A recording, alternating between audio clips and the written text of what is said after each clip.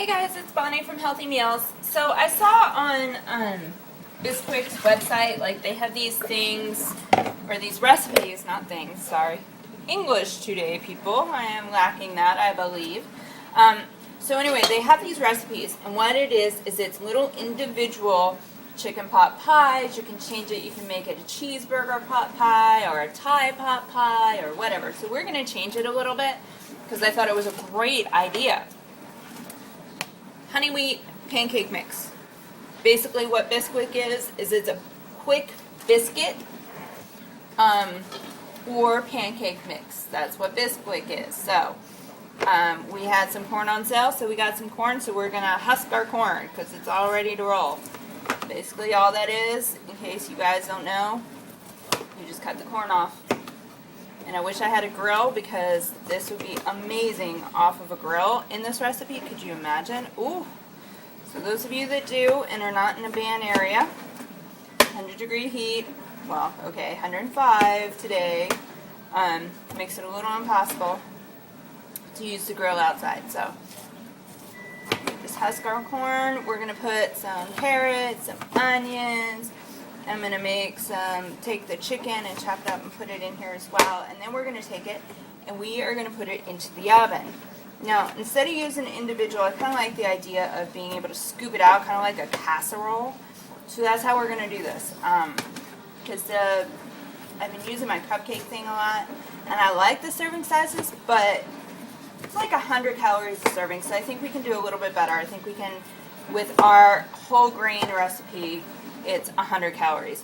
Without our whole grain recipe, well, it's Bisquick, it's whole grain, whole bleached flour, I'm sure you can imagine. So anyway, I'm going to finish husking this corn. I'm going to throw our carrots and onions in here. We're going to get our chicken out, and then we'll mix it all up, and I'll show you how we put it together. Alright, so I'll see you in a minute. Okay guys, so we're going to cut this chicken up, and I accidentally put the onions in. I want to take some of these puppies out. I actually wanted to bake them, like stir fry them with the chicken. This is once again one of those chickens that I got on sale. Yay for sales. That's awesome. It's just fabulous. Okay, so I'm going to chop this into little strips, little kind of bite-sized pieces, and we're going to stir fry it real quick. With this, it's actually okay if the chicken isn't completely done because we're going to bake it. But I want at least the outside sealed. I kind of feel just weird about taking it and putting raw chicken into the mixture and then putting it into the oven. I want to thank my mother for that. It's just, it's not wrong. That's what the recipe calls for, but for some reason, just in my head, I feel better just stir frying the outside real quick, making sure it's sealed. I think it'll taste a little bit better too if we do that. So that extra little step, sometimes it's a little bit much, might not be necessary, but I tell you what, it's all about the flavor of the food that you're eating, and especially when you're eating healthy. The thing is, one thing you got to remember is, at some point, our grandparents, great-grandparents, we didn't have food processors, they didn't have ovens, they just made what was convenient for them, what was in their area.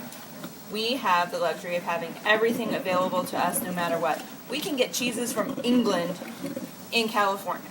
You can get them in China. You can get them anywhere. So it's just kind of one of those things, like make sure that whatever you're eating is whole. And remember, when you're cooking, especially something like this, what would your great-great-great-great-great-great-great-grandparents do? And if you're rich and you tell me that they would hire a cook, I'm going to turn around and say, okay, what would the cook cook? So just heads up. All right, well, let me get this over into the skillet, and we'll get this rolling for you. Okay, guys, so the chicken's chopped up, the skillet is heating up, and we're going to get this puppy ready to roll. So obviously, onions in the pan. We need a little bit of olive oil. We really don't want that much, especially since we're putting it into a pancake mixture. I love when you do things and you're like, oh, why did I do that? That is how I felt when I threw these onions in here. Well, what hands are for, right? Dig out the things that you forget about. So some of these onions aren't going to be caramelized, and that's okay. The biggest thing about this is it'll give flavor to the chicken. So we're going to let that puppy heat up. Get rid of some of our dishes here. Alright, so while that's heating up, the one thing that we have not done is we haven't actually mixed up our little pancake mix, okay? So I want to try and do that just so that we can have that ready. Right now what's in the oven, or what's in the dishwasher, just finishing up our extra bowls, the things that we mixed up, including the pan I want to use to bake this. So, here's our little red bowl, fresh from the dishwasher. Doesn't it look shiny and clean?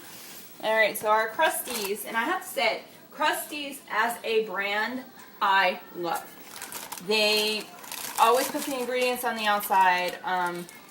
Sadly though, when I made a Krusties key lime pie, it came out a little yellow. So if you're not a traditional baker and you don't really have those skills, some of those recipes are hard to follow, and I would recommend staying away. So here's the big thing with this Krusties pancake mix. First of all, you're going to have one delicious pot pie.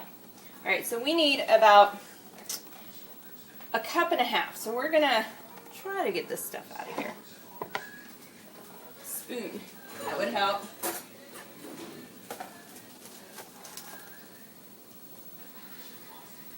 I know some of you who know me are sitting there going, oh, she's in blonde mode today.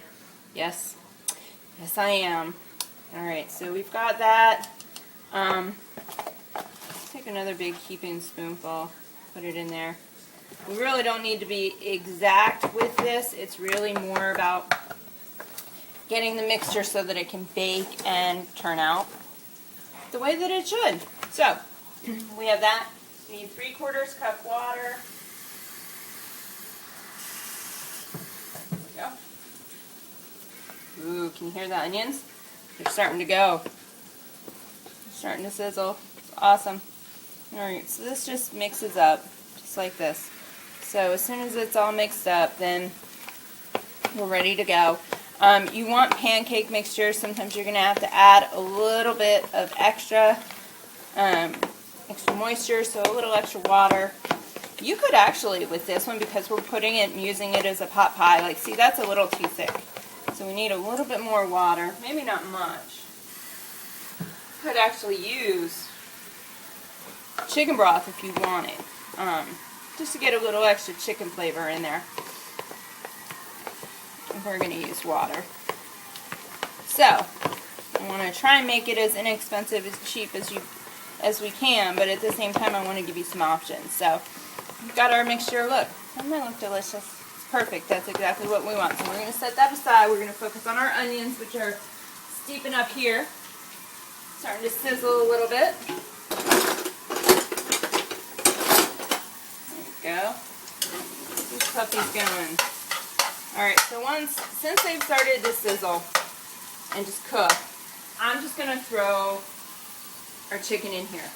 Okay? Now the flavoring in the chicken is going to come from the onions, it's going to come from the corn, from the Bisquick, everything, because traditionally chicken pot pie has salt, pepper, onions, carrots, corn, and peas sometimes, but I think, you know, reading all these recipes, they actually don't put peas in it, which is very weird, don't you think?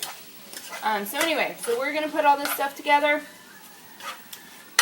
Let's seal this sucker up, and then I will come back to you when the chicken's done, because I'm pretty sure by this time you guys know how to cook chicken at least a halfway doneness in a skillet. So we'll be right back. Okay guys, so we have everything ready.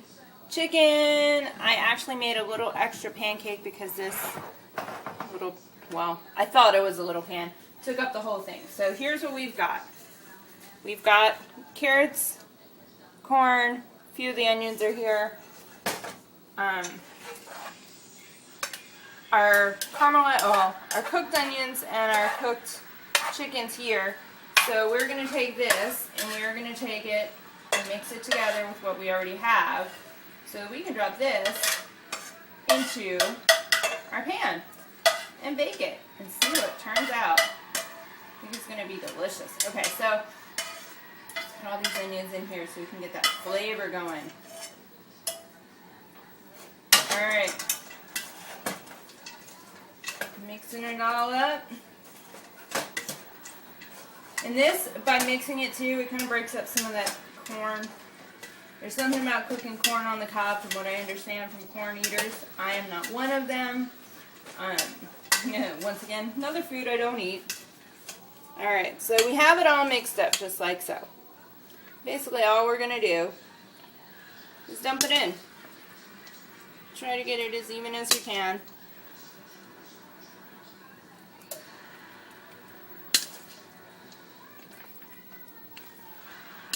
So what's going to happen is the top is going to bake up or bake down, and the bottom is going to bake up.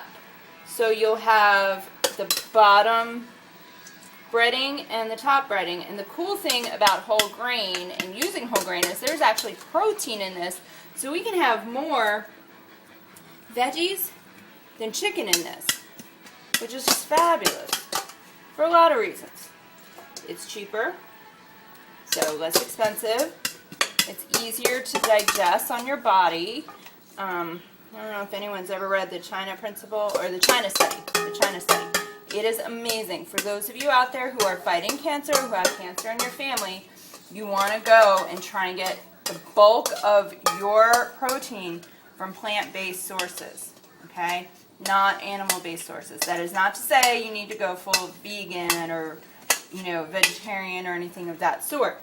Just if you can get a lot of plant-based proteins into your system, it helps flush out infections. It helps fight major serious stresses is what our body sees it as. Our body sees anything that is an injury, stress is an injury, and your body sees stress as exactly that. It sees it as a trauma. Eating more plant-based foods or focusing on eating more plant-based foods actually helps your stress levels in a lot of other areas. So now here we go with this nice delicious meal sitting right in front of us. So we're going to drop this just over it. And it's okay if it doesn't cover the whole thing, because remember it's going to kind of come up from the bottom too. So we're just going to drop it in. I don't know, you could get creative, make a little pattern. And then all I do is I like to just kind of spread it out. Like I said, you got the bottom that's going to cook up. This is really not, the top layer is not meant to cover it completely. It's just meant to be there. So, this is looking pretty good. Alright. So the reason I like to do it this way is because I can cut it and kind of serve it very similar to like lasagna style. So we're going to bake it about 20 minutes, and essentially when this is done. First of all, chicken needs to cook for 20 minutes. But when the rest of this is done, and when the pancake mix is all baked up and everything is brown and crusty on the top and just looks amazing and delicious and mouth-watering. And that's about the time when you go, okay, it's time to eat now. Because you're looking at this sucker going, oh, too good. So we're going to pop this puppy into the oven, and I'll come back and show you what it looks like. So check it out, you guys. Chicken pot pie, whole wheat style, lovely chicken in there. You see the little layer. Oh, it looks so good. Alright, so here's the deal with this. You can take it, you can put a little bit of gravy on top of it, you can eat it as is. I'm going to slice it down the middle and make some decent cuts into this puppy. So we got some serving sizes, but it is ready to go. It's actually pretty delicious once you really get into it. I hope you all try this recipe. I hope you enjoy it, and I hope it tastes as close to chicken pot pie as you can get it. For me, it tastes very much like chicken pot pie, especially when I put my own recipe into it, and then you throw a little bit of cauliflower mashed potatoes or a potato right next to it, something like that. So Anyway, enjoy. I hope everyone gets a chance to try this. I'll talk to you tomorrow.